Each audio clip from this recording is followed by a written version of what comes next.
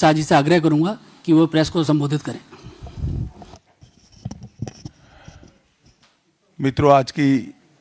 Press वार्ता में आप सभी का स्वागत है। विगत सप्ताह में संसद में लोकसभा और विधानसभा, राज्यसभा दोनों जगह संविधान को स्वीकार किए हुए 75 साल के मौके पर संविधान की रचना, संविधान निर्माताओं का योगदान और संविधान में प्रस्तावित किए गए आदर्शों पर एक गौरवमयी चर्चा का आयोजन संसद के द्वारा किया गया। वो चर्चा में 75 साल की देश की गौरव यात्रा, विकास यात्रा और उपलब्धियों की भी चर्चा होनी थी। ये तो स्वाभाविक है कि जब लोकसभा में, राज्यसभा में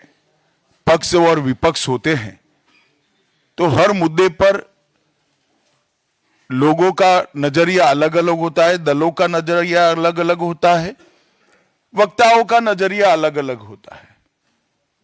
मगर संसद जैसे देश के सर्वोच्च लोकतांत्रिक फोरम में जब चर्चा होती है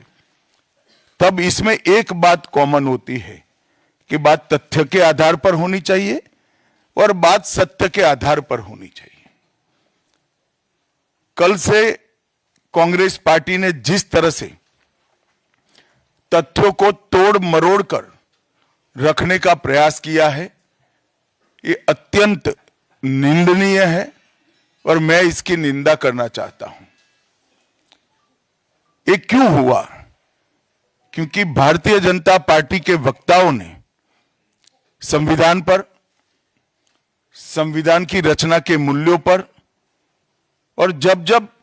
कांग्रेस या भारतीय जनता पार्टी का शासन रहा तब शासन ने संविधान के मूल्यों का किस तरह से मूल्यांकन किया, संरक्षण किया और संवर्धन किया, इस पर फैक्ट के साथ भारतीय जनता पार्टी के वक्ताओं ने अनेक उदाहरणों के साथ जनता के सामने विषय रखे और उसमें वो तय हो गया कि कांग्रेस पार्टी आंबेडकर जी विरोधी पार्टी है, कांग्रेस पार्टी आरक्षण विरोधी पार्टी है, कांग्रेस पार्टी संविधान विरोधी पार्टी है, कांग्रेस पार्टी ने सावरकर जी का भी अपमान किया, कांग्रेस पार्टी ने आपातकाल डालकर संविधान के सारे मूल्यों की धज्जियां उड़ा दी, नारी सम्मान को भी सालों तक दरकिनार किया, न्यायपालिका का हमेशा अपमान किया, सेना के शहीदों का अपमान किया और भारत की भूमि तक को संविधान तोड़कर विदेशी देशों को देने की हिमाकत कांग्रेस पार्टी के शासन में हुई। जब ये पूरा सत्य उजागर हो गया तब कल से कांग्रेस पार्टी ने फिर एक बार अपनी पुरानी पद्धति को आजमाते हुए बातों को तोड़ मरोड़ कर और सत्य को असत्य के कपड़े पहनाकर समाज में भ्रांति फैलाने का एक कुत्सित प्रयास किया है। संसद में जब चर्चा हो रही थी